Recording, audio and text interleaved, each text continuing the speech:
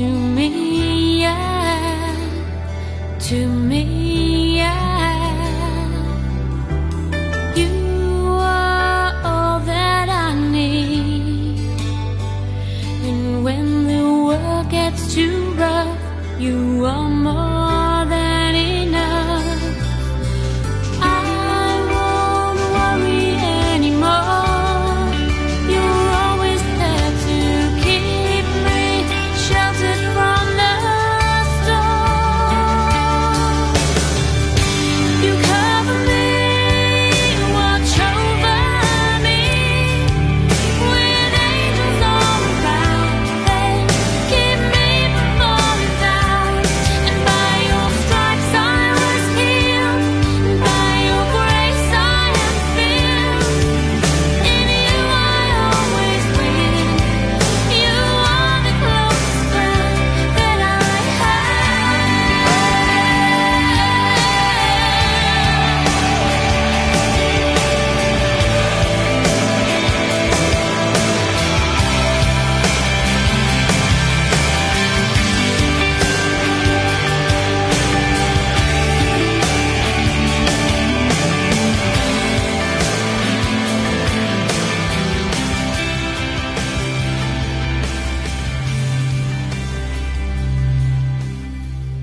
The Chosin Reservoir was where the Marines first saw action against the North Koreans and the Chinese. When we went to Korea, we had a World War II mentality. The fighting in Korea was different than any other war period. The terrain over there was so much different than the island fighting in the Pacific. We'll all be home by Christmas. Well, when we started going up there, that was the end of the be home by Christmas deal. It was right at the end of November that the Chinese came out in force. The Chinese were in the number of 200,000 and we were 12,000. They always came in with bugles blowing, whistles blowing, and shouting. They scare the hell out of you. But when the Chinese finally hit us, we took a terrible amount of casualties. I knew I was going to have wounded, and I knew that the wounded would not live long in the cold. And I swore to God, if I ever got out of that place alive, I was never going to get that cold again. Oh, it was miserable cold. They told us it was 35 below zero, 40-mile-an-hour wind, and it was snowing. In order to keep from freezing to death, you literally had to keep moving. You didn't stop. I still have to sleep every night with socks on it because of my feet were frostbitten in Korea. They ended up losing their feet, their hands. Several Marines froze to death up there. The corpsmen were holding the morphine syringes in their mouths in order to be able to have some morphine that they could use. You see some of your friends and buddies get shot and die.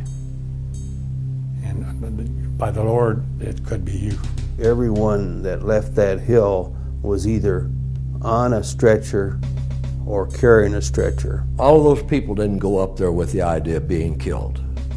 They went up there with the idea of coming back and going home. There's a lot of good men perish that nobody ever knows about.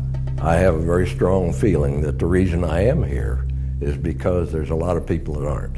War is a funny thing, but it has to be done. When I go to the football games or anything and hear the national anthem, all my tears come to my eyes because that's what we fought for. When they talked about seeing the flag being raised and seeing these guys choke, and I still choke. It's a great thing. There is always a price for freedom, and that price is there. It's going to have to be paid by somebody. For every obligation, there's a responsibility. You make a commitment, you keep that commitment, and sometimes that commitment costs you your life. The red is the blood that we fought for.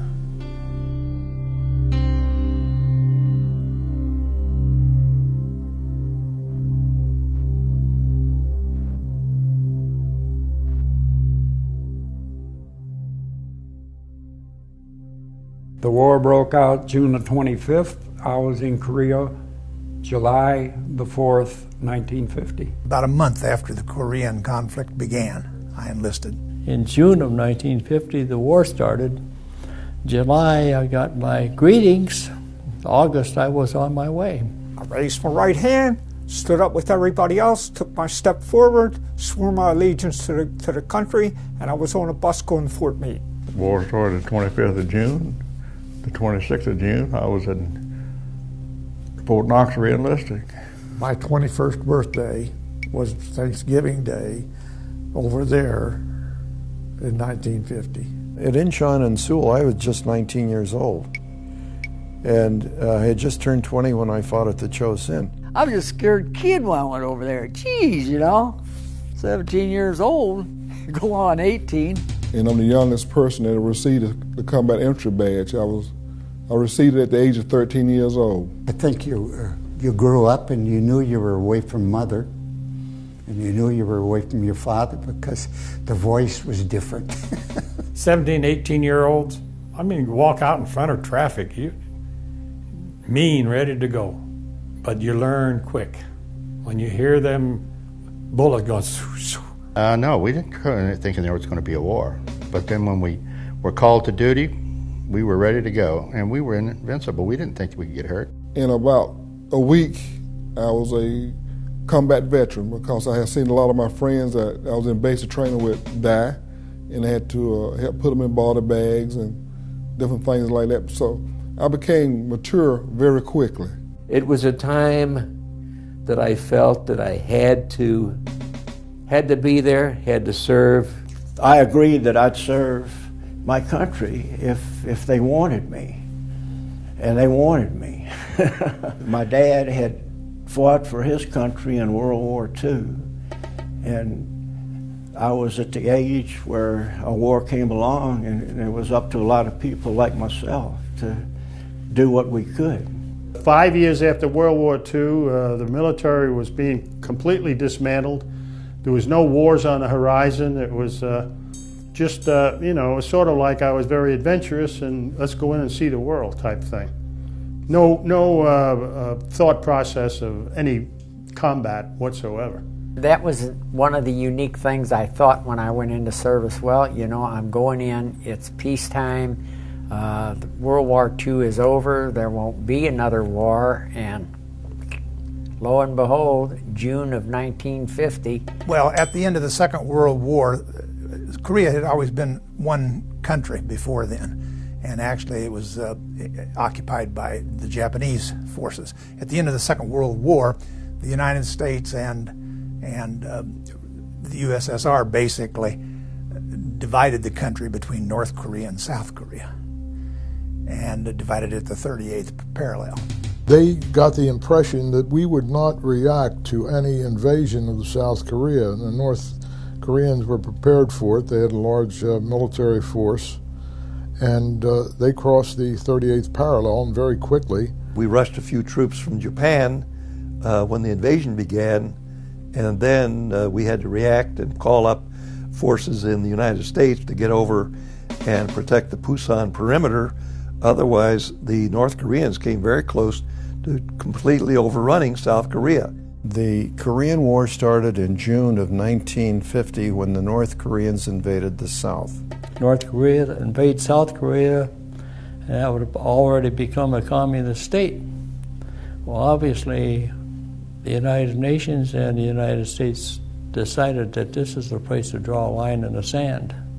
And obviously, the only way to do that was to put forces in there and stop their aggression before it went any further. Korea was a war that stopped communism in its tracks.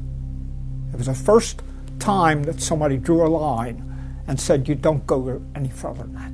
We were told that if we don't stop them in Korea, it's a stepping stone to Japan.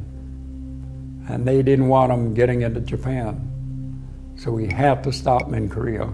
Here people had been enslaved, or would have been, and a lot of them more would have been killed and murdered if we hadn't stepped in. The guidance from North Korea was go down and take South Korea. And we said, no way. And that's why we ended up fighting in Korea. we knew that North Korea was being turned into a communist state, and the United States was following the same policy then as it followed in Vietnam.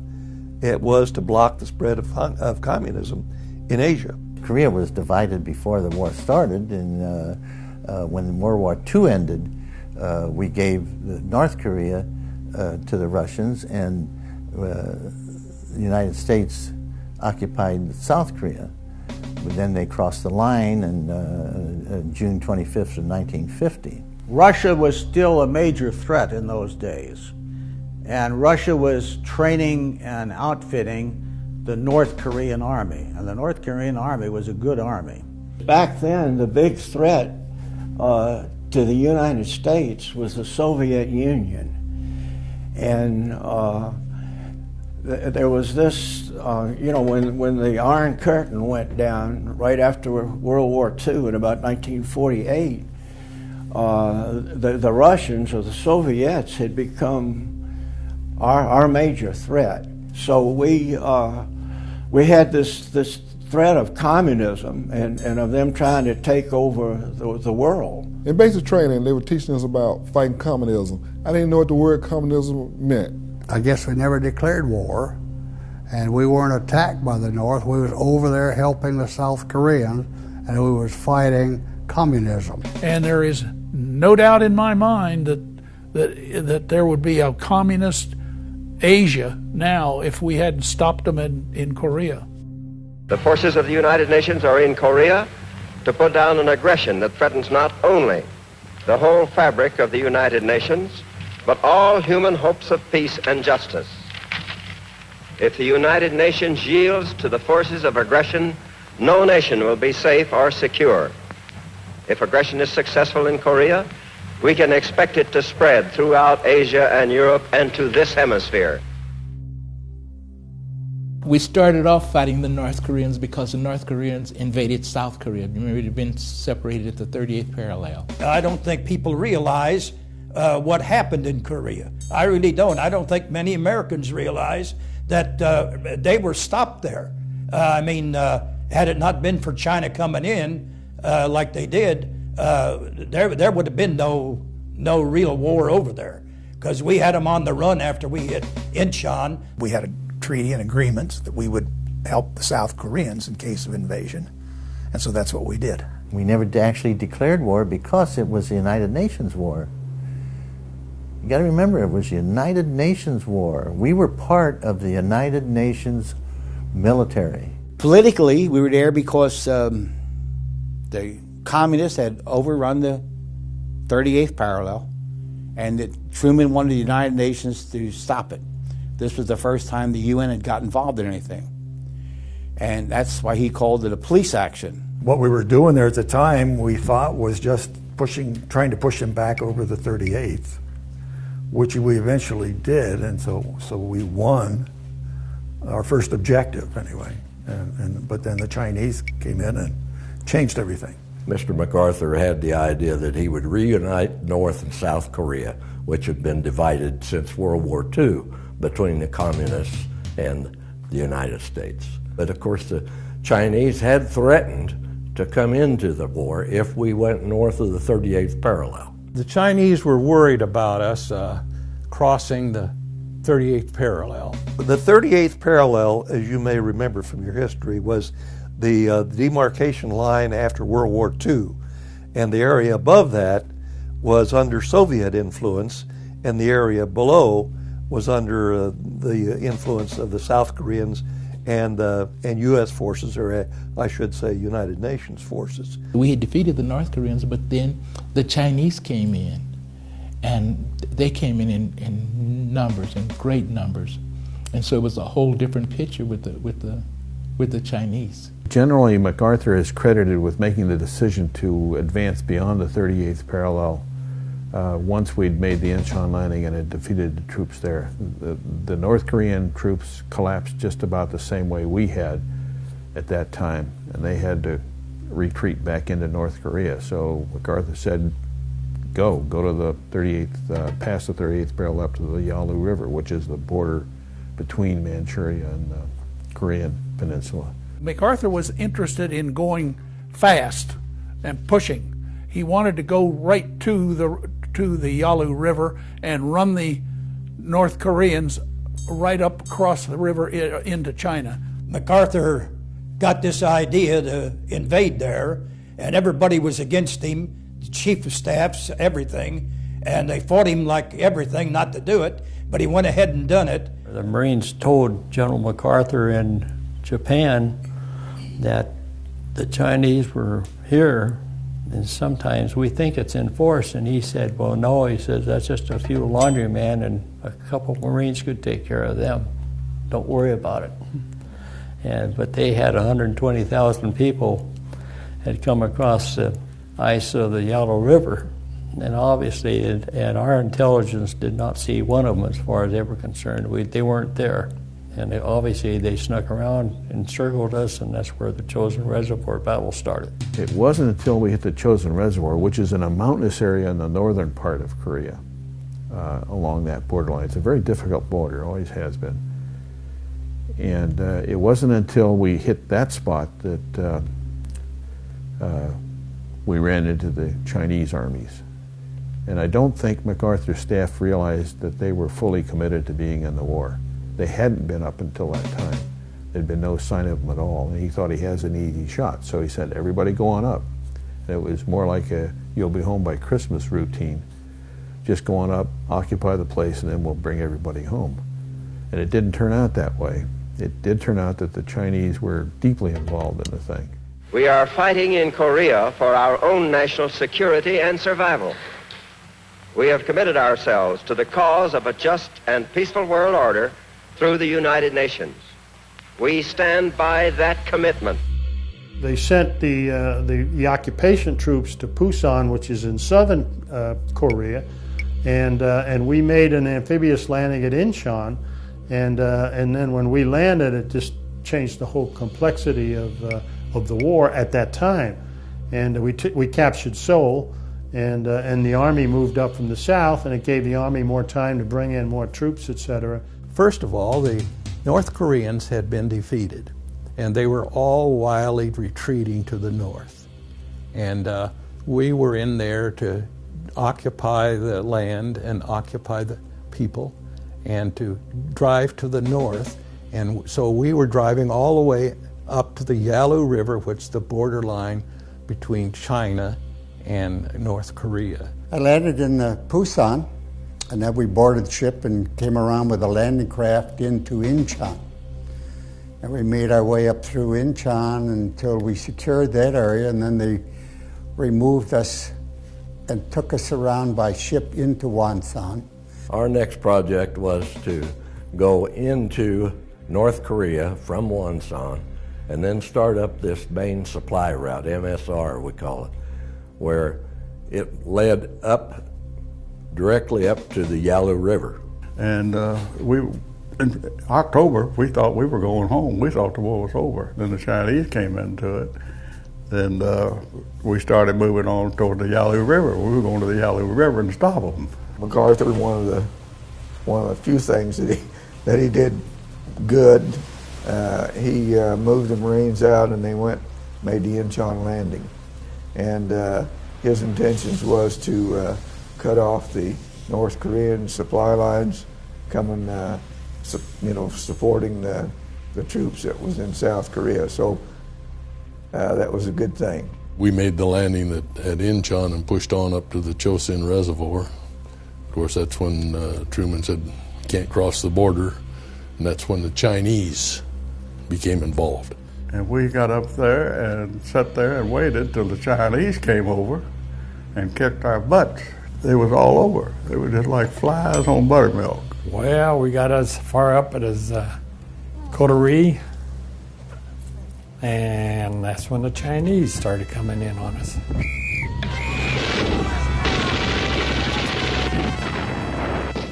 We started hitting Chinese about Thanksgiving. Our Marine units started reporting that they were hitting Chinese at that time. There was an Army unit taking over the east side of the reservoir, and the Marines were taking over the west side. And so the Army unit battalion was just getting into place at the time that the attack came. The reason that our unit was in Korea is because they needed troops badly. The current Army troops were just falling apart. They couldn't sustain anything over there. They were being beat pretty badly. The Army group that was over on the east side of the Chosin were practically annihilated. They were almost completely annihilated. There wasn't a few of them. In fact, some of them came over to my platoon. Our first regiment from the 24th Division was the 34th Regiment. They went in and they were totally annihilated. And they essentially were massacred. There weren't many of them left. They had to walk out across the reservoir itself, which was frozen solid at the time of the Chosin campaign. And not many of them made it back. None of the commanding officers did. And the few people that did were those that didn't follow a standard route to get there. We had 2 battalions of the 7th Infantry Division that were on the east side of the reservoir and were hit hard by the Chinese and just damn near obliterated. They suffered horrendous casualties up there. We went on the right side of the reservoir. That's where the 7th Army got clobbered. So as we pulled out, the 7th Army group came in behind us and took over our position, but they didn't get established. And we didn't realize it, but the Chinese were about ready to pull a plug and come on. Well, the Army was over on the other side, and they didn't do very well. When the Chinese attacked them, they beat them up pretty bad. Of course, the Army come in on the east side of the Chosin Reservoir, and they didn't fare too well. Because they had to run the gamut, the gauntlet right down through the mountain pass there, and the Chinese were dug in on both sides, and they just tore the heck out of them. It was a matter of trying to survive. It was a matter of pulling out as many troops as we could of the survivors. We had our lines were stretched way too far. They're all the way up through North Korea, so our lines were stretched, and of course the Chinese moved in. They got up in the higher ground in the hills, and so when we started to withdraw, they're sitting up there just like shooting ducks in a water barrel. And all of a sudden we heard that the Army divisions, the 3 Army divisions on the right, or on the left of us, had been overrun. The Army, which was on the left flank, they were surrounded too, particularly the 31st and 32nd Regiments. 31st took terrible casualties, 31st Army Regiment of the 7th Army Division. They took terrible casualties. In fact, some of their survivors made it through our lines, and I'll never forget seeing those guys come in. We realized they were friendly. We let them into our perimeter and tried to take care of them. They were frozen, and this one sergeant is a strapping young man. Both his legs from the knees on down were black. And I figured, oh my God, this guy's going to be an amputee. And it was just heart-wrenching to see some of these men. Chinese came in and they really threw everything they had at us. I can still remember sitting up on a hill and watching these Chinese overrun us. Then the company commander said, "This is a Plan Z. It's every man for himself." He said, "Down at the bottom of the hill, there are tanks. Go for it." He says, "Every man for himself," and that was what they referred to as a Plan Z retreat. In Korea, they attack in waves. So I knew that if I didn't do something, I'm going to let my friends down, and also I'm going to get killed. So I start firing. And there wasn't any way to stop them. I mean, you couldn't load your gun and fire fast enough. They didn't care how many they got killed. They just a mass attack, and they pushed us, and daylight came. We had orders to withdraw, but there wasn't any left to withdraw. I went up there with a full platoon. I had 39 men. Came out of there with 13, 7 of them wounded. When the radio calls came in, they said, "We're being overrun. We need more ammo, we need reinforcements." And the radio went dead for a bit, and then it came back on and said, we're being overrun, we can't hold. There was no way out. So we fixed bayonets and got ready for basically a Custer type situation, where we didn't have a chance. There was portions of our outfit that was overrun. The Chinese just overran them. They just overwhelmed us with manpower, even with our air force. We were wiped out. That's what I say. Make this, well, we always get our advantage kicked. But you know, when the odds are 30 to 1, 40 to 1, you're gonna get kicked. You can't run fast enough. Oh yeah, they overrun us. They overrun us. At one time, we lost 13 out of 16 guns. We lost 45% of our people. The survivors came across the frozen Chosin ice, walked across, and came to Hagaru, where the Marines were. We were written off up there. We weren't going to make it. But our leadership and our people proved you don't ever write us off.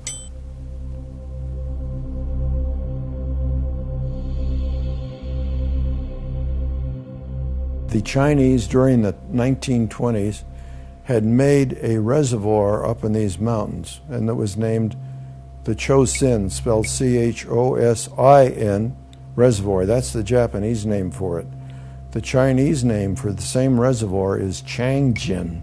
Actually, is officially called the Changjin Reservoir. However, on the Marine Corps maps, which were made up by the Japanese, they called it the Chosin, so we called it the Chosin. It was about the 1st of November that the 7th Marines started up that road to the reservoir, and this took probably about 2 or 3 weeks, and they must have worked 50 miles to the north, and they got to Udamni, which was at the base of the reservoir, close to the base of the reservoir. But this was a one road right in the middle of these rather ferocious mountains.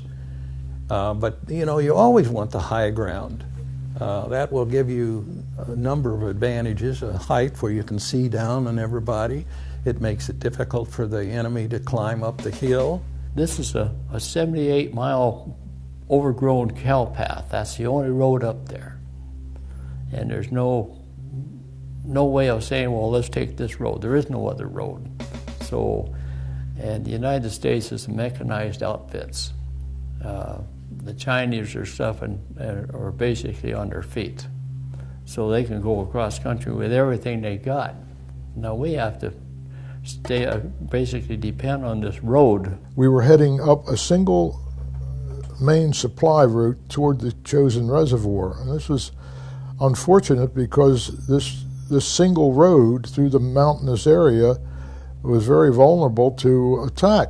We, the Marines, were sitting there at the Chosin Reservoir waiting to do something, go one way or the other, when the Chinese started pushing them, and they literally surrounded the Marine Corps. We were fairly close to the Yalu River, and the Chinese entered the conflict. That was a whole new ballgame. Once we got to the Chosin Reservoir, as I said, the units split, and the Chinese, who were not supposed to be there, it's proved to be something like 120,000 Chinese, slipped in behind us and around us. MacArthur had said earlier that the Chinese would never enter the Korean conflict. When we start sending them reports that we were encountering Chinese, I understand that they were withheld from General MacArthur because no one wanted to be the bearer of bad news. MacArthur wanted us home by Christmas, and he wanted to push the Chinese back across the Yalu River. And unfortunately, he would not listen to adverse intelligence. Everything is going perfectly. The intelligence did not pick up the fact that all these thousands of Chinese were coming across the border. And so everybody was surprised by the numbers that came across the border. It was either a blunder, he either had awfully bad intelligence, or he just didn't give a damn about the intelligence when he push the troops up to the Yalu River, and saying, all the Chinese won't come in. Well, they came in with lots of divisions that were sitting just across the river. And that's when the Chosin Reservoir problem came about. That's when we really got kicked back to the 38th parallel. They kept saying, no, the Chinese aren't going to come in. They're not coming in. Well, they came in.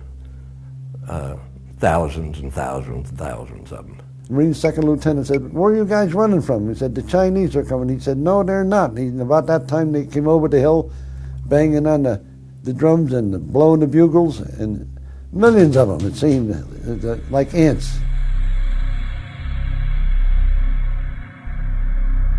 The Chinese came across in hordes and hordes and hordes. They wore big white suits, like they were like a doughboy. It reminded me of. They were so puffed up. They were so many of them that you could look down off the mountain and barely make them out in their white suits against the snow. But you could see little things moving. Just the whole valley was just crawling with them people. I went on way up the reservoir, and we were overwhelmed. From what I gather, they tell us it was 164,000 Chinese, 8 to 10,000 Americans, mostly Marines. We were greatly outnumbered, but the Marines were so much better troops than the Chinese. The Chinese were using a lot of very young troops who had never been in combat. They didn't really know what they were doing. They didn't even know in a lot of cases where they were. Human life didn't mean anything to them. They just kept coming. And with a machine gun, you just keep killing them. I mean, they would stack up, and it was you wonder why these people do those types of things. And they were vicious. Machine gunners, they just mowed them down. Rifle companies. They do just like your Japanese did in their Banzai attacks. They just come in a group, just run, try to overrun you. And we had our machine guns set up where they would crossfire each other, and it was just like out there killing people that didn't have a chance, and they didn't have a chance. I'm talking about literally thousands of men running right after each other, coming at you, screaming and blowing and horns and everything they can. It was very difficult for them to believe. It's almost unbelievable to see that many people killed that quickly. The Chinese came and I was on a quad 50, and all you did was fire all 4 guns at the same time on the MLR. And they would come in waves. I mean, they were crazy. I mean, you could hear them screaming and hollering and carrying on, and they would just thousands of them. And it wasn't at all like they taught us, because Orientals fight differently. They fought us. They came at us in mass. They charge, and we'd mow them down like cordwood.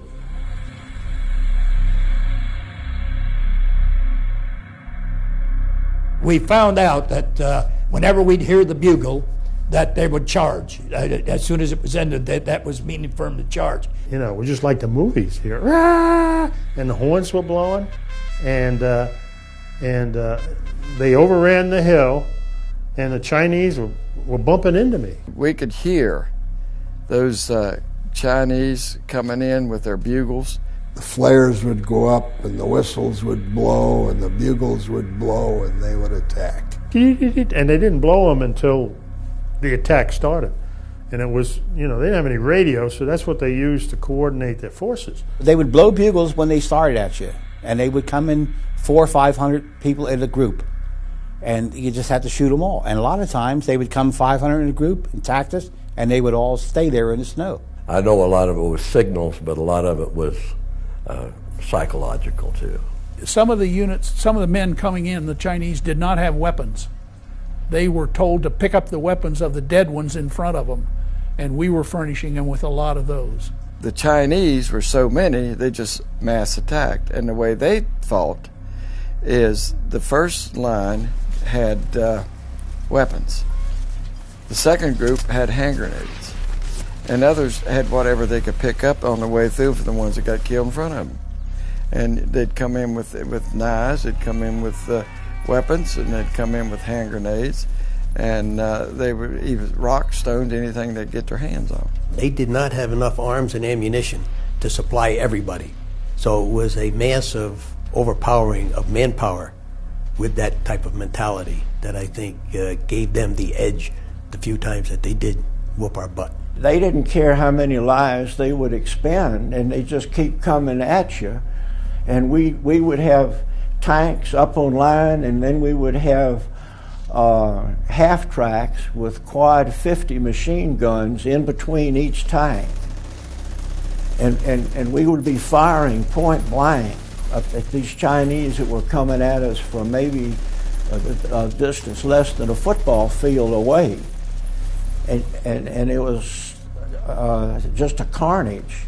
Just mass attack. That's the only thing that's the only tactics they had. They didn't have anything of fire and maneuver or flanking movements or whatever. Just throw them at them, and just till you make us run out of ammunition, or they smothered us, one or the other. I'd never been anything like it in my life. I couldn't believe humans could go through what we were going through. I mean, there just wasn't anything you could do about it. You just were outnumbered. They claimed that we were fighting 18 divisions.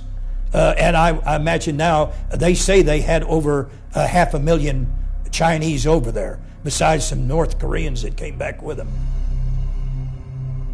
Well, in Korea, every hill that you go north is higher than the one you just left.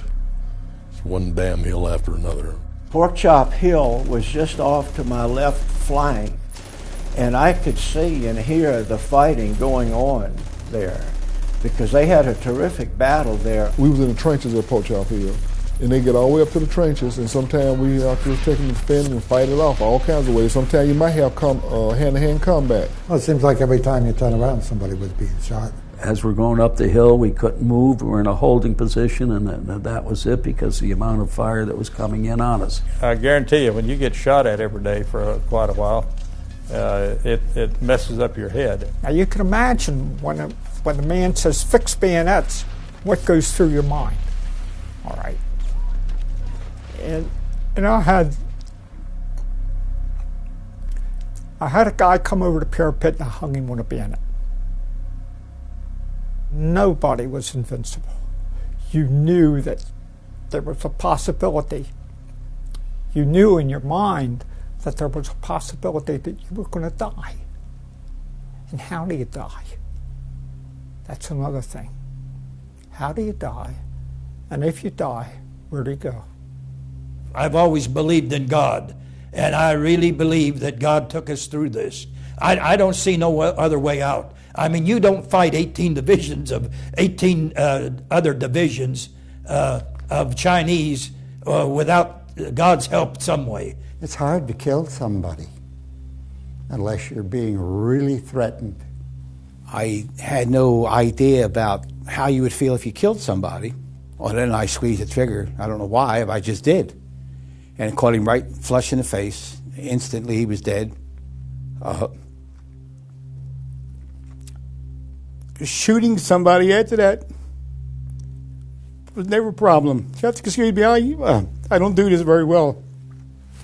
Killing somebody is easy if you can forget it. I can't forget none of them. But then when you saw the realization that it's survival of the fittest, it's either him or me, you don't have anything to think about. I mean, the choice is gone. It's kind of tough the first time. But I know of 4 people that I personally put down. That's a hard thing to do. It's a hard thing to overcome. But as I said, first time it's tough. But then when you see what goes on, that your buddies are being hit, your friends and acquaintances and your allies are being shot and slaughtered, and you say, hey, we got to do it to keep ourselves going. And that's a different experience, too, that first time you think, what have I done? You know. But then your second thought is this is survival, basically. Now, you're put in a position, them or me, You know what your choices are. When somebody's shooting at you, you got to get out of the way or shoot back. So what do?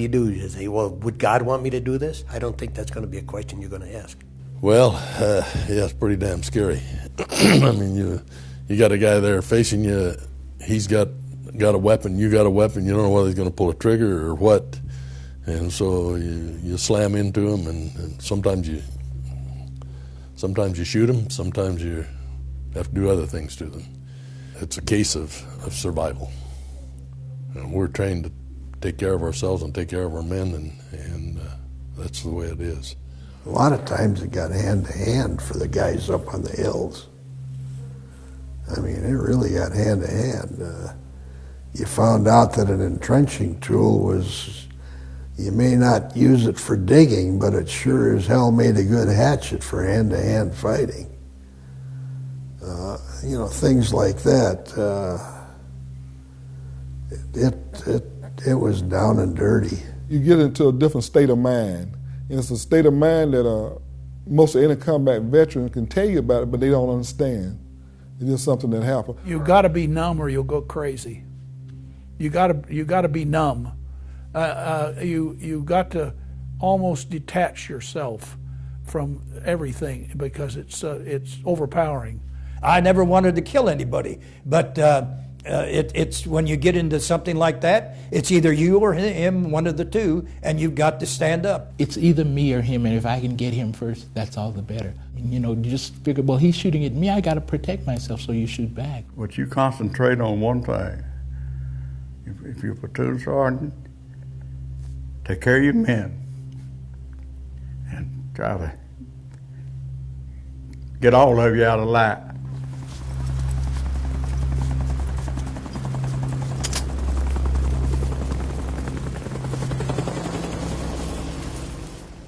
One of the elements in Korea that we haven't really faced in other wars is the cold weather. I mean, you're talking about 20 to 30 degrees below zero with wind chill indexes of 40 and 50 in the mountains of North Korea, and that's devastating. And just trying to survive that, let alone being shot at and shooting and this sort of thing. So that was a very bad time, and we lost a lot of people to frostbite and freezing. When we got up there, the cold set in immediately, and by cold, I'm saying the warmest it got while I was up there was 20 below zero at noon. At night, it got down to 40 below zero, and at one point, it was 60 below zero. I had my wife send me a thermometer from the States, and so I put that thermometer out side of our bunker, and the coldest that it got was 40 below zero. The reservoir itself was a solid lake, frozen solid. It was the coldest winter in 105 years of recorded weather in Korea. The only time we ever had anything like that was in the Battle of the Bulge in World War II. It got real cold over there and everything. Temperatures were down to 30 below, and the winds were howling. And we all had on every bit of clothes we could wear. I even put a poncho on over the parka and everything, just to try to break the wind. But it was miserably cold. My hands and feet were frostbitten. It started to get very, very, very cold. They gave us snow packs, which were rubber boots with a felt insole, wool socks. We had leather boots, and then we had a rubber boot that we had an insole, and we had wool socks. One insole was in your boot, and when it got wet, from if you were active a lot, no matter even at that temperature, in a rubber boot, your foot would sweat. But as soon as you stopped, it froze. And that's how so many people got frostbite, particularly on their feet. Some of them much worse than others. And you could feel the ice between your toes and in your feet, and that is that water in your boots froze. So what you had to do is you had two pair of socks. The ones you were wearing all day would be all moist and everything. You'd have to put them under your arms to dry out at night, so you'd have some fresh ones to wear. And that, the cold was still the biggest enemy of anybody there, including the Chinese. The Chinese were wearing gym shoes, tennis shoes only, and they were crazy for our boots. And they had no clothing. Most of them had little canvas shoes, you know, and I've seen pictures of ankles that big with blisters from the fluid leaking out and freezing. I've seen Chinese walking on a stump of a bone because their foot broke off.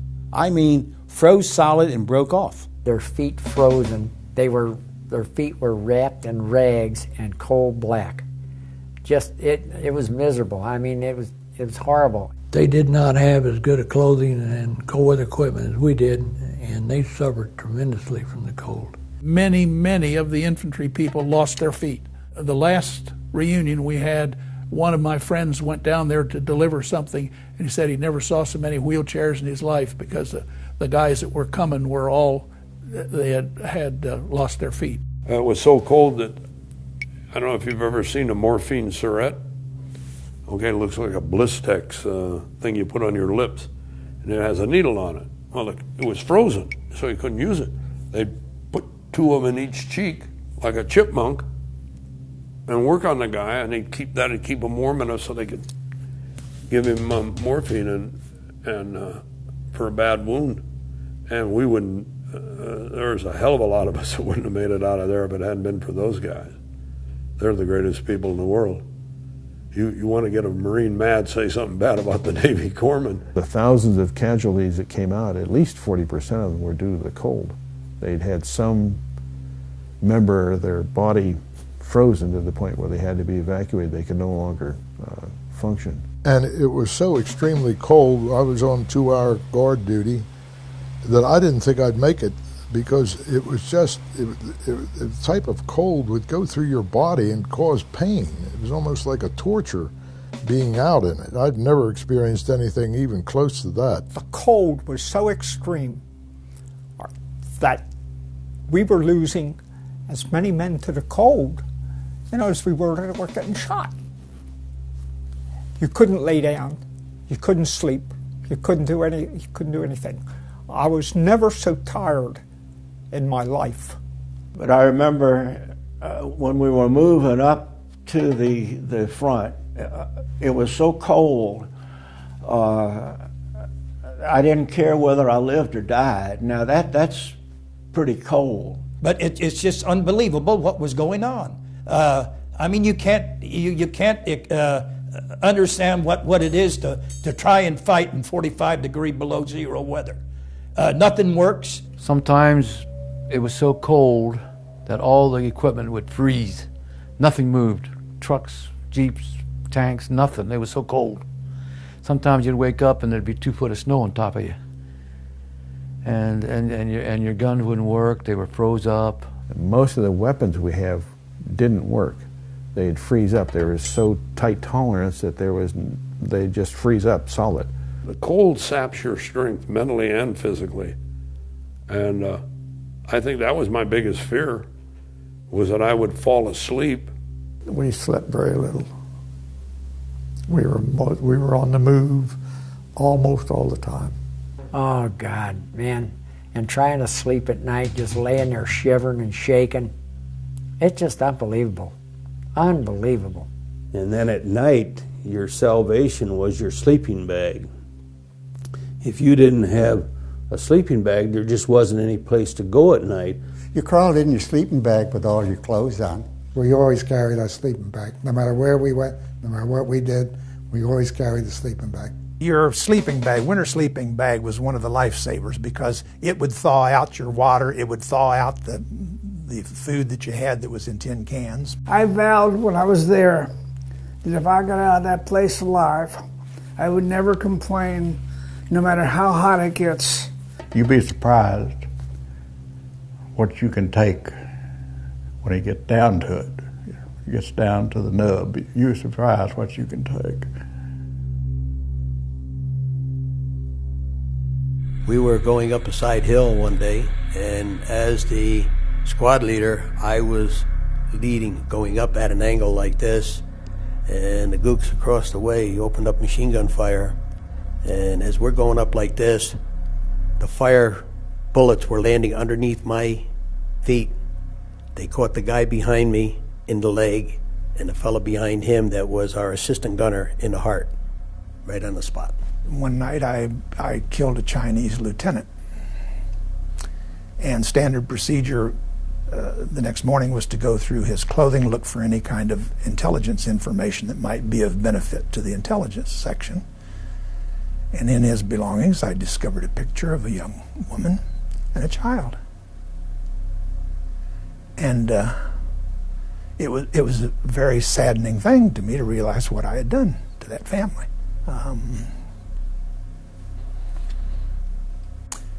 Henry Schuler, when he died in my arms. And I told him, he asked me if I would tell his parents how he died. He lived in Pottstown, Pennsylvania. I said I would. I had friends die in my arms and stuff. And you know, it was tough. It was rough.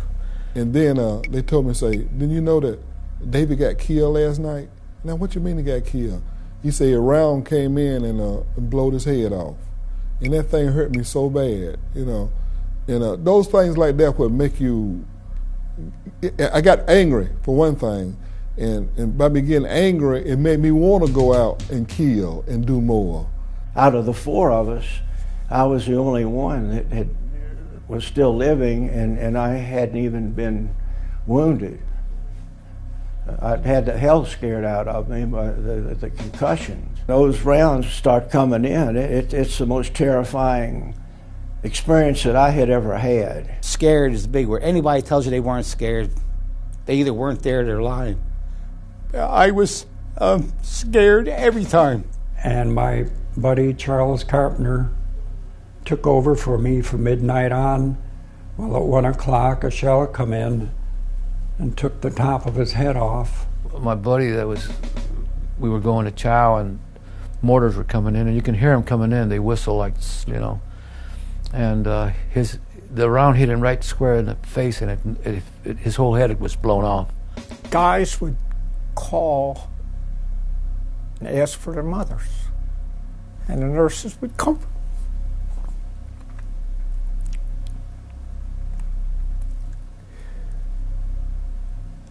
And they'd say, yeah.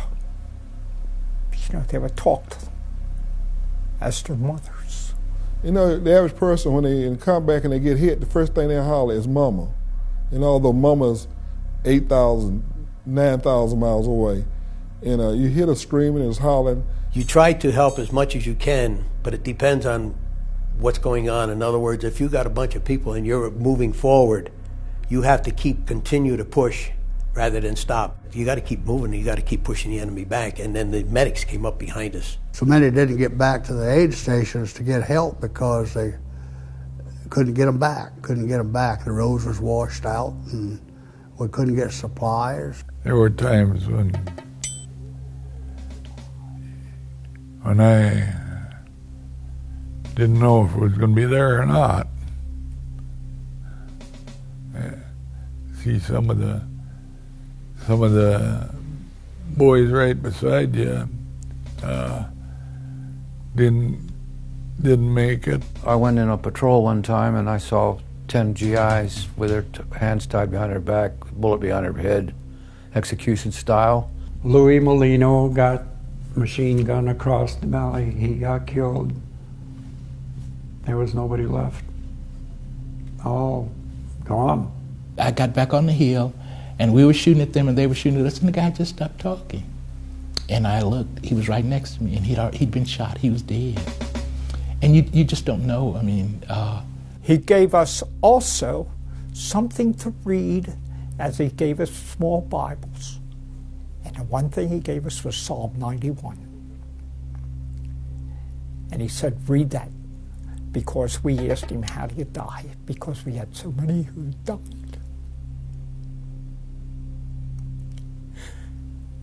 And he and his driver, Pete, were killed that day. And I'll never forget that. He who dwells in the secret place of the Most High shall abide under the shadow of the Almighty. It stays with you as far as combat is concerned. There are a lot of things that you don't know that bother you. In fact, you know, when I came back, it took me, I'd say, about 5 years to get normal again. At the time that these things are happening, you're there trying to be a survivor and do what you have to do. And I can't recall other thoughts going through my mind other than the fact that protect yourself and your fellow man and try to get out of it the best you can. Do what you have to do. Kill or be killed, which is kind of callous, but it's a fact. I remember that thing went off and there was a big flash, and they always say you never hear the one that gets you, and I didn't. It was just a big flash. But I landed on my feet. Now I'm naked from the waist down. I got no boots, got no trousers, got no shorts, no nothing. Flak jacket went to the waist. And I remember looking down at that bloody foot and bloody leg and saying, this is a hell of a way to fight a war. The thing that I really knew the most was my middle finger on my left hand was blowing off, and it was just squirting blood. You see guys, you know, their intestines hanging out, blown apart, legs laying here, the rest of the torso somewhere else. But when they do get hit and shot, you know almost immediately that they're not alive anymore. Or if they do need help, the corpsman was there, or else you called for them or helped them and did the best you could to help your buddies, your comrades. But a lot of them were still in their sleeping bags, dead. They were bayoneted. Our chaplain got shot. He was praying over a dying man, and they machine gunned the ambulance and caught him. I remember a friend of mine being hit. We were in one firefight during one night, and he was hit in an artery in the crotch. And he crossed his leg, and he died of shock. I was in rehab. I was going back to the hospital to see how he was, when I got another letter from my mother that said he had died of his wounds. So it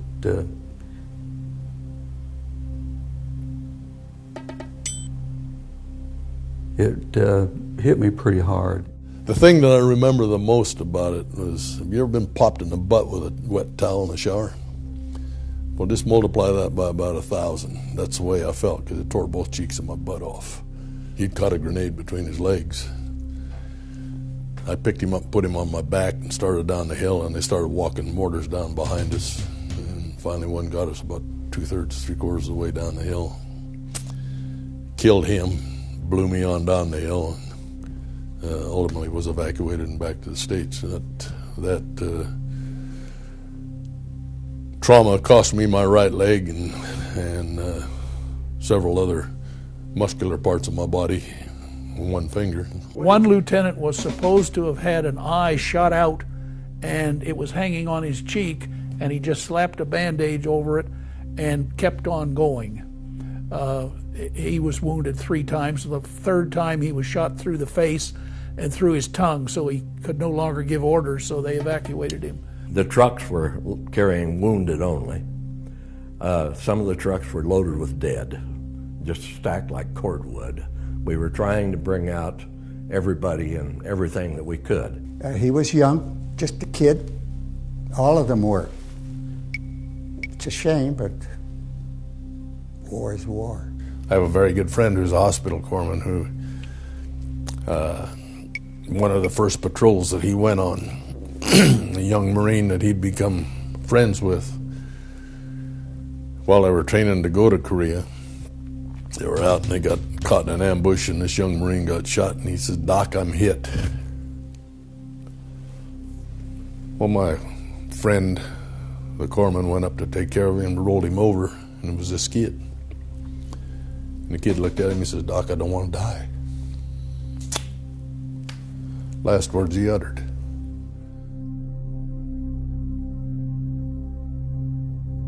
After the fighting really got hot, it was more a question of surviving than anything else. When you're in action, when you're doing something, you don't think that way. You don't think of anything except surviving, except helping, except doing, except working. you don't think of anything like anything like that. At that point in time when somebody's shooting at you, you're fighting for survival. And then what your intent was to make the world free. That's why I made the statement, you know, I'd prefer to go over there than have them come over here. So now somebody shooting at you, you know they're going to kill you. You're like, oh, they're trying to kill me. You're going to react. If I come up and hit you or smack you, you know that, I mean business, I'm finna fight you. So you have to go into the fighting move. You got two moves you go into. You go into the move of fleeing or fighting. So if you don't run, you got to fight. You did everything that you had to do to survive. It was survival. And I know I've felt at times, well, there's no way I'm going to make it. So what difference does it make? You survive, and that's the bottom line. Every GI that says he's not there to survive is not telling the truth, because life is probably the most precious thing in the world. It's kind of like you get into a different mood, you be a different person. And it was either you fight and survive. And that's what I did. And then it became a reality, you know, everything just become natural. You can survive, you can endure tremendous amounts of pain and hardship and whatever if you want to survive. And that's what it is, a game of survival. We certainly thought about God, and we certainly thought about our Maker. And some of the bravest people that we had out there were the chaplains who came to the front lines, who administered to us if we wished. Put a hand on our shoulder and said, you know, God's with you. But while you're actually in combat, things are moving so fast that you don't have much time to sit around and think about, am I scared or not? But then when it's over and things calm down, you really become frightened. I mean, you start shaking and realizing, gee, that was a close call. You have to establish good rapport with your men because your life depends on them. You depend on each other because you know that man that's with you knows what he's doing. You train with people, you know those people. The people all up and down the line depend on you, and this is what I told the younger guys when they came over, that we need you and you need us, so we take care of each other. You're fighting because your buddy's fighting, and you're not going to desert him. It was great because we all watched each other's back. I mean, everybody was there for everybody else. You know, you're with these people and you live with them 24/7. You know, you do everything with them.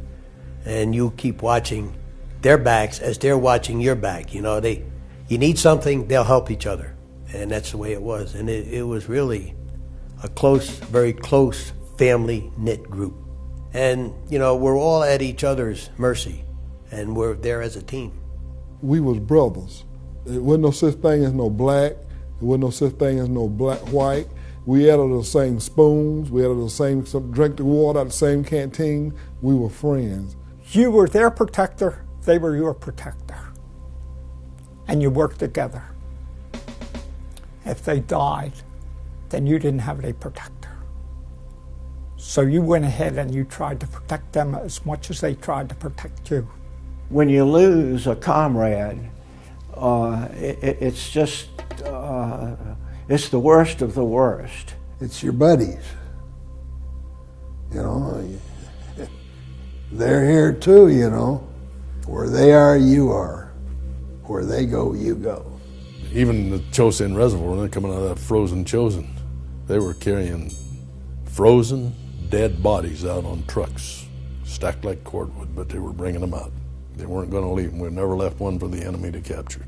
And General Smith says we come out as one or not at all. And that's what we did. It's something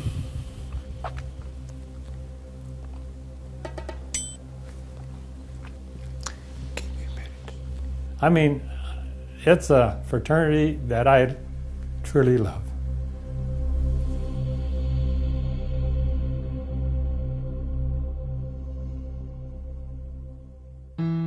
The American flag is the most beautiful thing in the world. It'll fly and it'll stay above every flag of every country that there is. It represents to me the strongest country in the world, the greatest country in the world. A country that will be called on to help other countries with freedom. To us, the flag is waving and will wave forever. I stand up when I see it. It means everything. Kate Smith singing God Bless America puts chills in me. I love it. I think the world of this country. I fly a flag in my front yard 24/7. It's lighted. No matter what some people do, the flag is still going to be the United States. It's America. It's a combination of everything that is true about America and remains to be America. Well, it's a representative of all the things I think in this country that you kind of take for granted because you're born here. And it isn't until you've gone elsewhere you find out that not everyone else has that same advantage. The American flag, when it flies, it symbolizes all those different things, all the freedom that everyone, don't care what nationality, who they are, if they're American, they have certain rights. And people have died for those rights. And that's what it means to me. It means freedom. And it's hanging in my front yard right now. I've got the flag up. That is priceless. That is really a symbol of freedom. People that have died, that is why the flag has red stripes. It is the blood. It is the blood. That flag can go by me anytime. I can be driving the car, I'll pull over the side and stop. Salute it every morning. What it does to me, it gets me teary-eyed. And it's the Star-Spangled Banner, the flag going by, God Bless America, people in uniform. It means a lot to me. The American flag means my life. Whenever I see it, I feel very proud to be an American. That flag means everything in the world. When you can see that flag go up, I'll tell you, it just does something to you. You better be careful with an American flag. You'll have me on top of you. One of the biggest heartbreaks of my life was when they allowed those idiots to burn the flag a few years ago. And they said to me, they said, well, that's just an expression of freedom of speech. And I said, so is the two before I hit him between the eyes with. That is my freedom of speech. That's why there are some people that want to burn the flag because they realize that there's so much love going from that flag and they cannot compete with it. I hate to see people at a sports arena that don't take their hat off when they play the national. I just want to go down and tear it off their heads because that's a sign of respect. Veterans feel very strongly about it. That's exactly the reason that the desecration of the flag to a veteran is considered impermissible. And it's why every veterans organization strongly supports the notion of a constitutional amendment to protect the flag from desecration, that we reject the notion that freedom of expression extends to the desecration of the flag. I get very upset when I see things like the flag burnings and so forth. I guess I'm a dyed-in-the-wool patriot, and I really want to preserve what we've got. And it's cost us all the way down. All through history it's cost us, and it's still flying, and it's going to fly. And it'll always wave. You'll never be able to take it down. They would take that flag to their death. That's how important it is. Politics aside, religion aside, everything else, that is the United States of America. That flag represents Everybody that's gone before and everybody that'll go after. That flag is us. No other nation in the world, I think, reveres its flag in quite the same way as we do. But the reason for it is not exactly clear to me, but I suspect it's because that most Americans associate freedom with the flag. Oh God, freedom means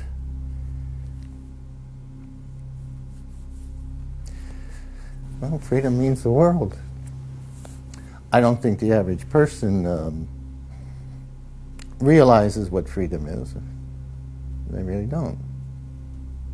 You have to go through it. You have to live it. You have to be in a combat area to see just what's going on and know what's going on and be constantly afraid all day long. What is freedom? What's it worth? You can't put a price tag on it. I've had people say to me, well, aren't you glad you aren't in Iraq or Afghanistan or what have you? And as flippant as it sounds, I'd go in a heartbeat. We have the greatest country, and we enjoy the greatest freedom of any country on the face of this earth. And if you haven't been out of this United States, this is a beautiful place to be. And I swear by this country. There is nothing like this country. It is true. Freedom is not free, and if we don't jealously guard our freedom, we could lose it. A lot of guys have died for that freedom. And if it's worth somebody dying for it, it's worth having. Without freedom, you ain't got nothing. Comes high sometimes. Very high. It ain't easy. And it's not free. Very high. But be ready to pay for it because it's worth it. Freedom is expensive, and there's a lot of people that lay down their life to do that. Nothing comes easy. There's a hell of a price to pay for anything, as you're well aware of. I have a lot of friends who aren't here today. That's a hell of a price to pay. You know, our memorial has a saying on it. Freedom is not free. It's going to cost, it will continue to cost if you want your freedom. Our freedom is not free. It's been paid for by other people who have shed their blood for our country and given their lives. You got to get that across, that patriotism and love of country and love of freedom is something that you can't buy, it's something instilled in you. And unless we instill in the coming generations that thought process, we're not going to survive as a nation, because there's a lot of bad people in this world, and they have a fervor that they really want to destroy us. They don't like what we're doing, they don't like how we do it, and they're jealous of us, trebly jealous of us, because of all of the goodies that we have. America is the greatest place in the world, and it made me feel good that I could go fight for my country and do the things that I did. And I'll do anything for this country. We love our freedom, and we'll fight for it. Thank God that we live in America, and there's an awful lot of unsung heroes that have allowed us this privilege, and it is a privilege, and I'm glad to be part of it. You know, I look at these guys out there today and that are fighting, and I walk up and I thank them. I thank them for doing what they do that allows me and my family to do what we do. It's worth dying for.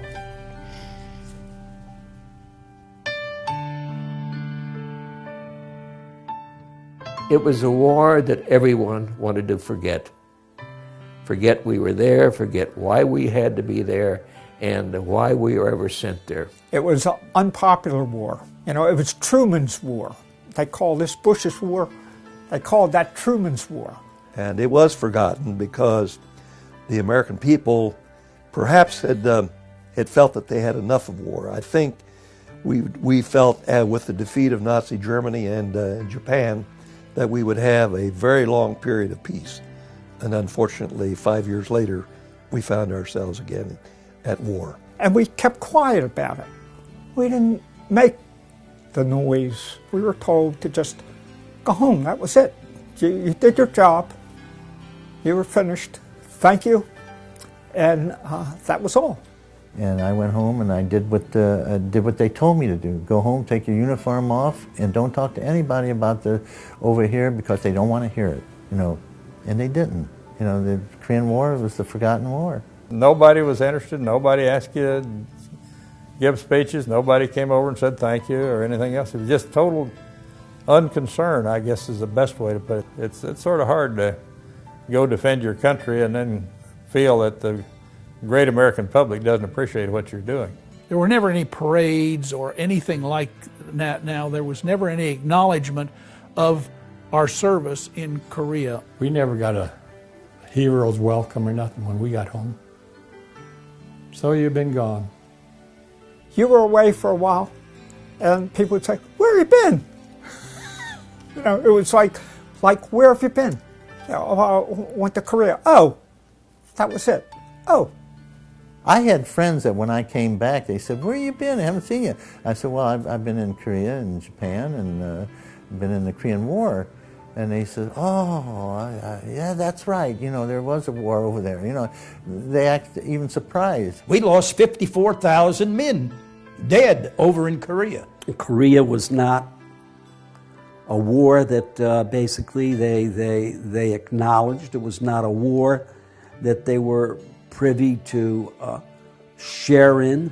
People didn't share in the war. That's why it became the forgotten war. You know, it's just one of these things that nobody knows or cares. On one of these reunions, some lady, Korean woman, came up, cleaning woman, and hugged me and thanked me.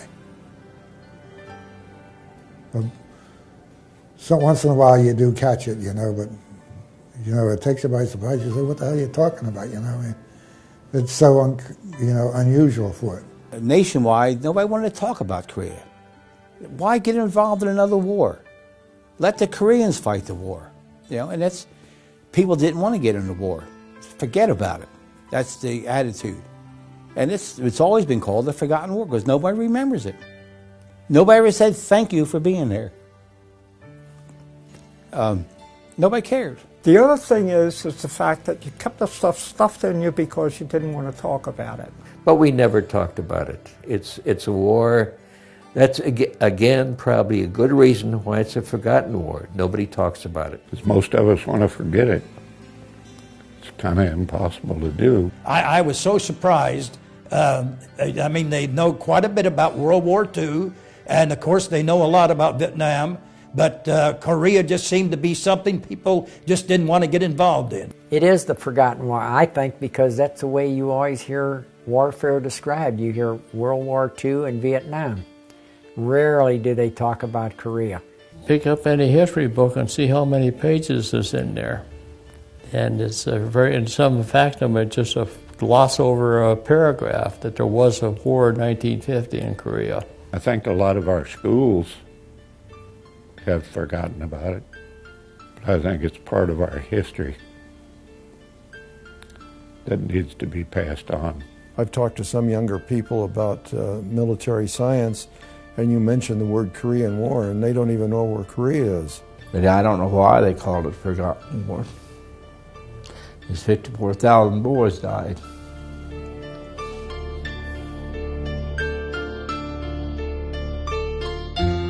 I've always felt that whenever a country is in distress, no matter where it is or who it is, America always comes to their aid.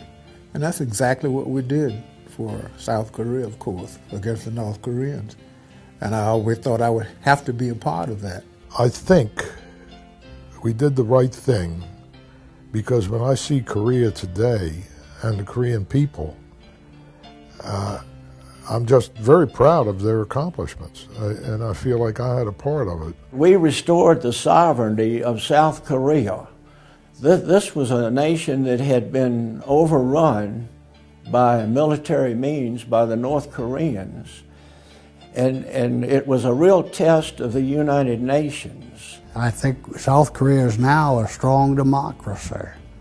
The industry is great, and the people are happy, and I think we've done I think the people we saved from China and North Korea was valuable for South Korea. And I feel very responsible for helping them have a country. And I feel that it's a thing that I did in my life that I'm very proud of. The Korean people, they suffered. The North and the South as well. Very, very bad. And we took our toll as well. How many of our GIs died there and still they're unaccounted for. I've seen kids that die that never had a chance to drink a glass of beer. Never had a chance to have a child, and they're dead. And you're not going to do anything for them, they're gone. They don't want to see the face of war because it's not pretty. It is not a pretty thing to see. I wouldn't wish war on anybody. War is, like they said, war is hell. And I think sometimes we're justified in our fighting or attacking another country. There's some things that I still have a hard time dealing with. I call them nightmares, reoccurring. A lot of guys don't want to talk about it. But I'm almost convinced in some ways the ones that won't talk about it are the ones that are going to crack up. I can't tell you a week that I don't have a nightmare, that I don't get out of bed and walk the house because I can't sleep from memories. You know, when you see your comrades having, well, I mean, just obliterated, it's something you don't want to dwell on. I'm sitting here with a lot of psychoanalysts telling me that you'll be okay. It's a long time ago, and you're still not okay. It really got bad. I was waking up crying and bad dreams, and mainly because of what happened with Nickens. He died in my arms, and it's a hard thing to, you know, it's just hard, you know. It made me realize that there's a fine line between living and dying. It also gave me a feeling that I did something that was good. We felt like we were doing what should have been done, and trying to stop communism, trying to stop invasions like that. It's an experience I'll never forget. It's a thing that I did in my life that I'm very proud of. I did what had to be done. I'm no hero. It was a bloody mess.